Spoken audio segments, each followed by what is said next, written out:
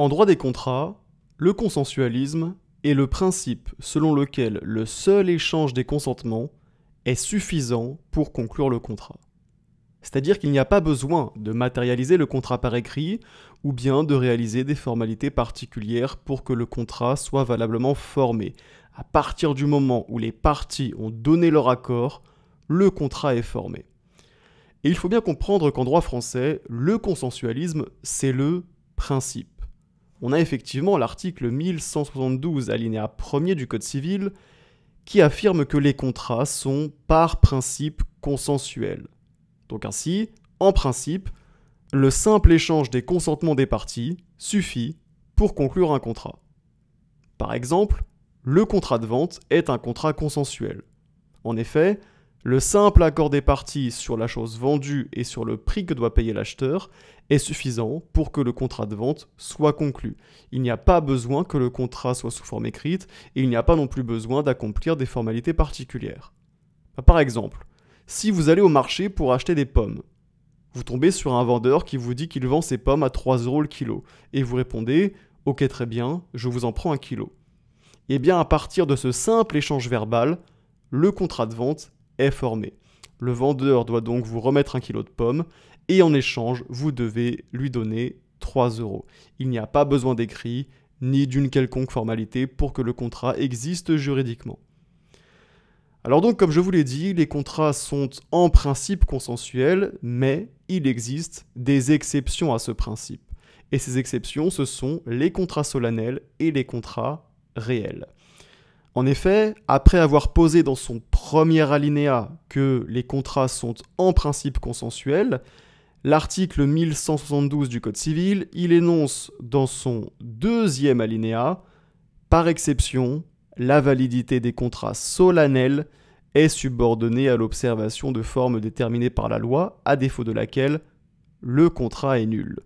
Les contrats solennels, ce sont donc les contrats qui, pour être valablement formés, doivent respecter une forme déterminée par la loi.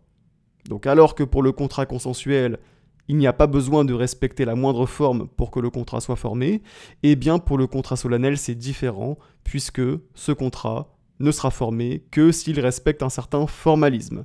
Généralement, ce sera la rédaction d'un écrit. Et concrètement, c'est la loi qui détermine si tel ou tel contrat est solennel. Donc ce qui va se passer, c'est que pour tel ou tel contrat, la loi va prévoir que ce contrat requiert une formalité spécifique et va donc en faire un contrat solennel.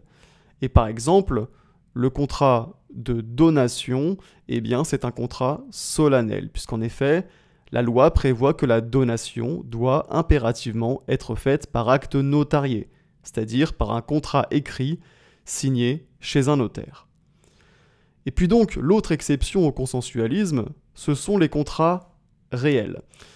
Alors l'article 1172 du Code civil, dont on parle depuis le début de cette vidéo, il fait mention des contrats réels dans son troisième alinéa, puisqu'en effet, il énonce dans ce troisième alinéa, en outre, la loi subordonne la formation de certains contrats à la remise d'une chose. Et donc, ces contrats dont la formation est subordonnée à la remise d'une chose, ce sont précisément les contrats réels.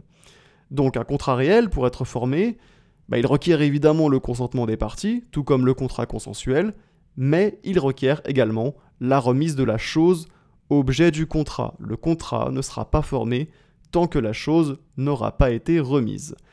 Exemple de contrat réel, un prêt entre particuliers. Donc par exemple, si vous prêtez votre ordinateur, ou bien votre code civil, ou bien même de l'argent à un de vos amis, eh bien le contrat de prêt ne sera pas formé tant que vous n'aurez pas remis physiquement l'ordinateur, le code civil ou l'argent à votre ami.